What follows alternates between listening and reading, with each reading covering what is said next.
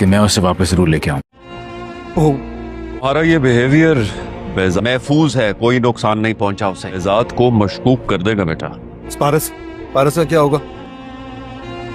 क्या पारस? ये सब प्री प्लान है। ठीक है पारस, कुछ नहीं हुआ उसे।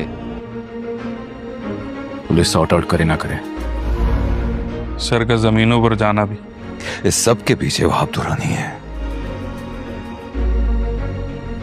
लेकिन मुझे पूरा यकीन है कि वो मुल्क से बाहर नहीं गया। पेसेविंग के लिए वो मुल्क से बाहर चला गया, यही है।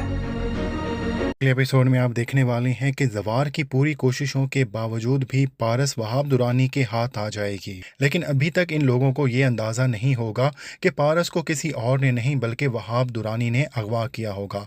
लेकिन जिस तरह से ये कड़ियों से कड़ियाँ मिलाएंगे, इनको अंदाज़ा हो जाएगा कि बहजाद का ज़मीनों पर जाना इत्तेफाक नहीं था और वहाब दुरानी भी शायद यूरोप में मौजूद नहीं है बल्कि पाकिस्तान में ही है। जवार भी इस बात का तहैया करेगा कि अगर पारस वहाब दुरानी के पास है तो वो कुछ भी करके पारस को वापस ले आएगा, लेकिन ये काम इतना आसान नहीं है क्योंकि वहाब दुरानी का ठिकाना तो अभी तक नदीम को ही पता नहीं है। दूसरी तरफ आप ये भी देखने वाले हैं कि आफ्ताब भी बहुत ज़्यादा परेशान होगा क्योंकि उसके बाप ने तो उसे यही तसल्लियाँ दी थी कि इस सारे खेल के ख़त्म होने के बाद पारस उसे मिल जाएगी, लेकिन पारस तो वहाब दुरानी के हत्थे चढ़ चुकी है और वहाब दुरानी कभी भी पारस को निकाह किए बगैर वापस करने वाला नहीं। लेकिन नदीम अपने बेटे को तसल्लियां ही दे रहा होगा क्योंकि उसकी नज़र में पारस की जान से बढ़कर उसके अपने बेटे की जान है। लेकिन आफ्ताब के सर पर तो जैसे पारस को हासिल करने का इतना जुनून सवार होगा कि उसे अपनी जान की भी परवाह नहीं और उसे अंदाजा नहीं कि अगर वो वहाब दुरानी से वो क्या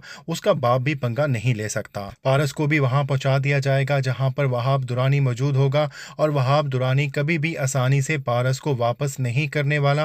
वो पारस को मजबूर करने वाला है कि वो उसे निकाह कर ले, लेकिन कभी भी पारस उसके साथ निकाह करने के लिए राजी नहीं होगी। वो पारस के साथ निकाह करने के लिए शुरू में तो धमकियां ही से काम लेने की कोशिश करेगा और ज़बरदस्ती नहीं करेगा, लेकिन जब वो देखेगा कि पारस का रवैया उसके साथ बहुत ज़्यादा बदतमीज़ाना है तो आखिरकार वहाब को सोचना पड़ेगा कि अब जब घी सीधी उंगली से नहीं निकल रहा तो शायद उंगली टेढ़ी करनी पड़ जाए। क्या उससे पहले जवार पारस को बचा लेगा या नहीं, ये आप आने वाली एपिसोड्स में देखेंगे।